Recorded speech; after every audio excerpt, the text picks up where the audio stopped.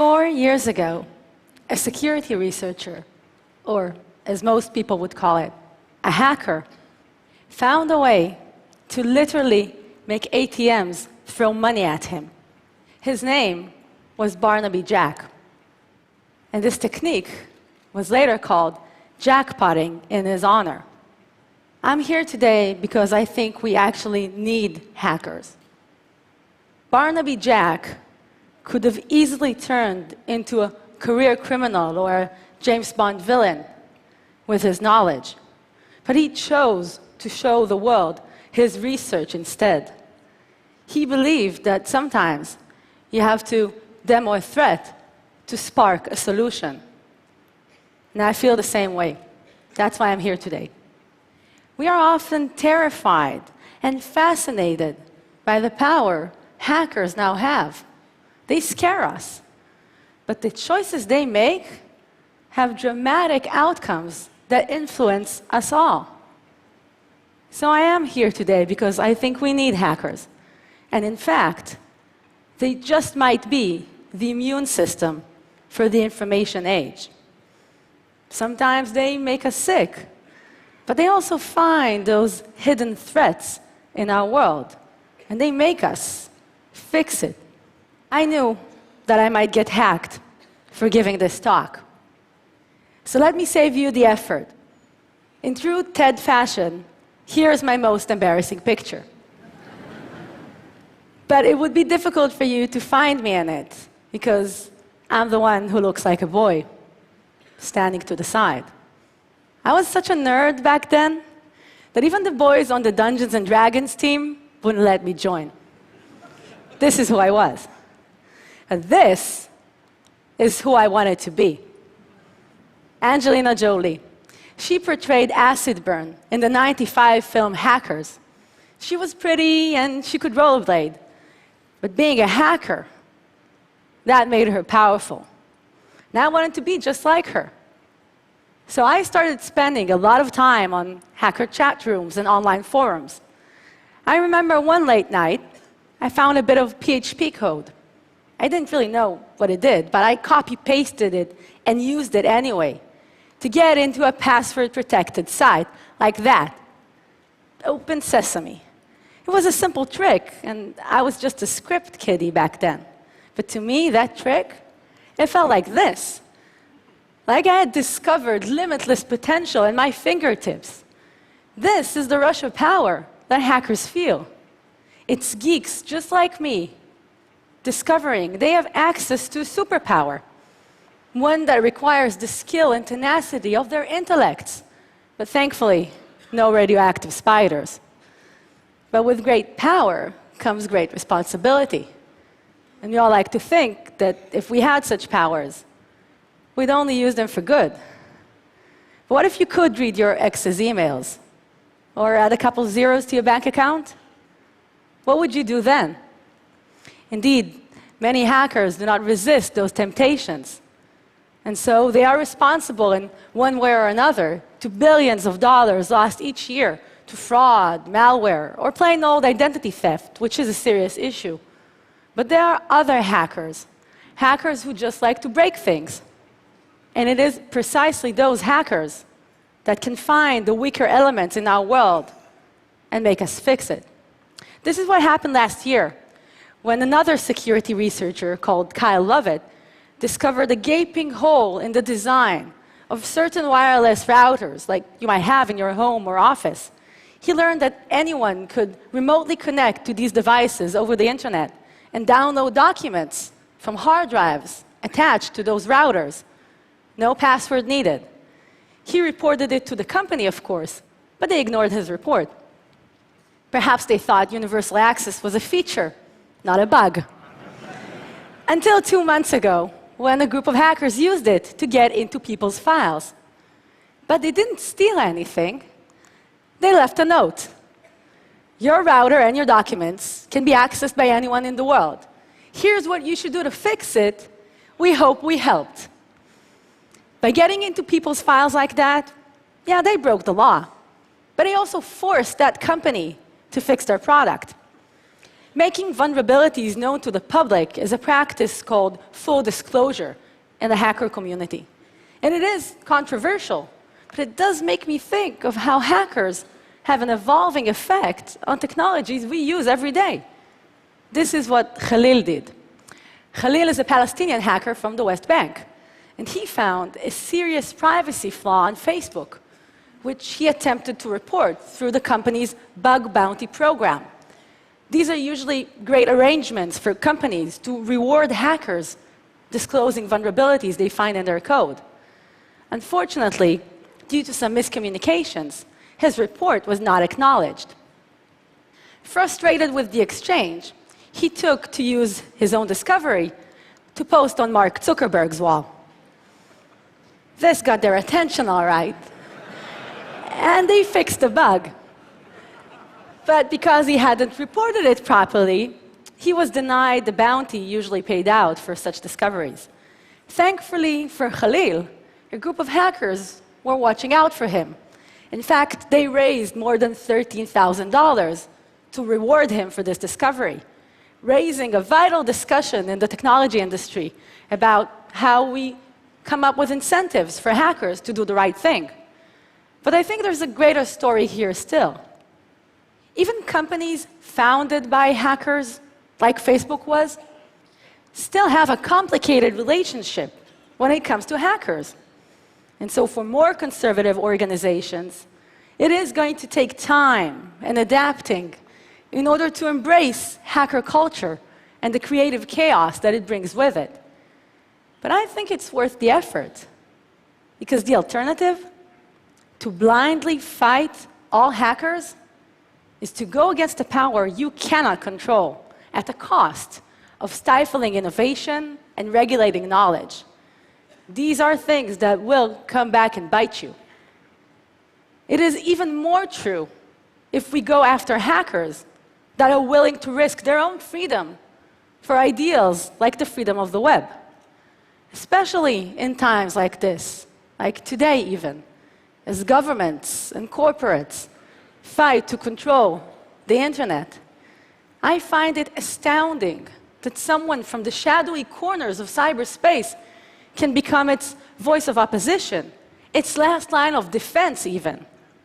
Perhaps someone like Anonymous, the leading brand of global hacktivism.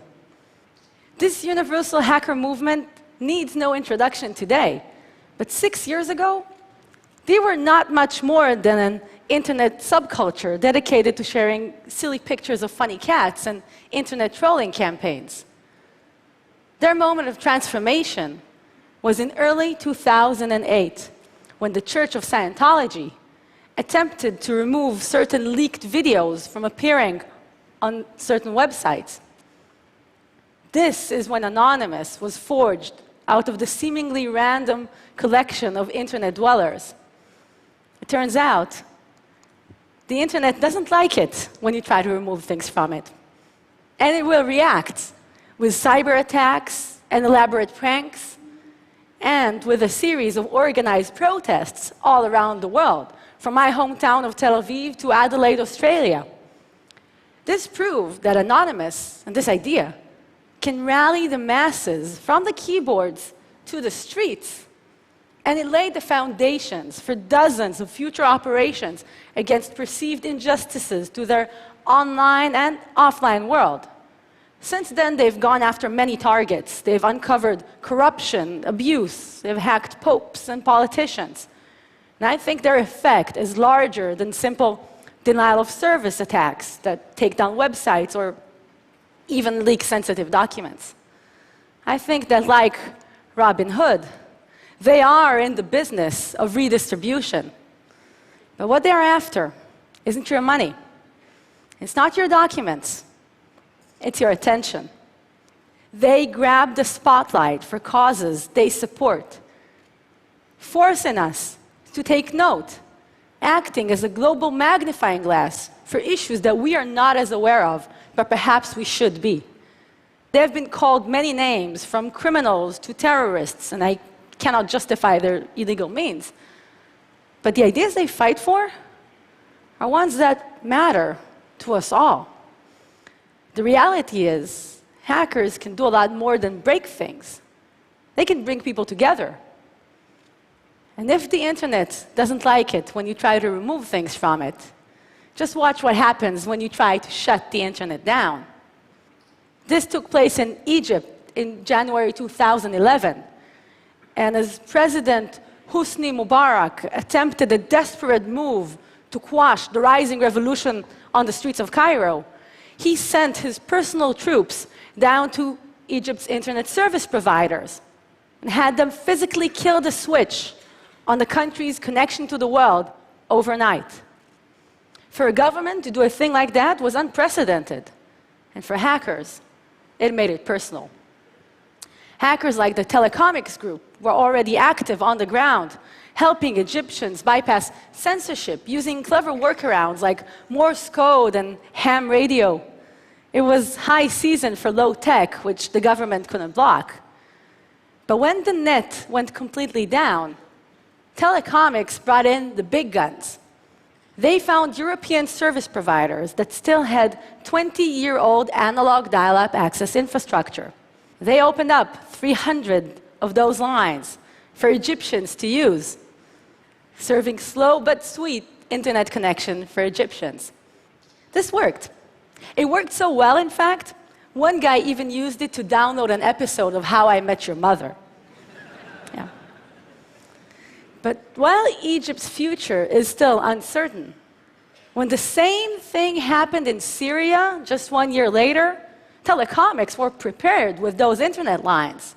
And Anonymous, they were perhaps the first international group to officially denounce the actions of the Syrian military by defacing their website. But with this sort of power, it really depends on where you stand, because one man's hero can be another's villain. And so the Syrian Electronic Army is a pro-Assad group of hackers who support his contentious regime. They've taken down multiple high-profile targets in the past few years, including the Associated Press's Twitter account, in which they posted a message about an attack on the White House injuring President Obama. This tweet was fake, of course, but the resulting drop in the Dow Jones index that day was most certainly not. And a lot of people lost a lot of money. This sort of thing is happening all over the world right now. In conflicts from the Crimean Peninsula to Latin America, from Europe to the United States, hackers are a force for social, political, and military influence. As individuals or in groups, volunteers or military conflicts, there are hackers everywhere. They come from all walks of life, ethnicities, ideologies, and genders, I might add. They are now shaping the world's stage. Hackers represent an exceptional force for change in the 21st century. This is because access to information is a critical currency of power, one which governments would like to control. A thing they attempt to do by setting up all-you-can-eat surveillance programs. A thing they need hackers for, by the way. And so the establishment has long had a love-hate relationship when it comes to hackers, because the same people who demonize hacking also utilize it at large.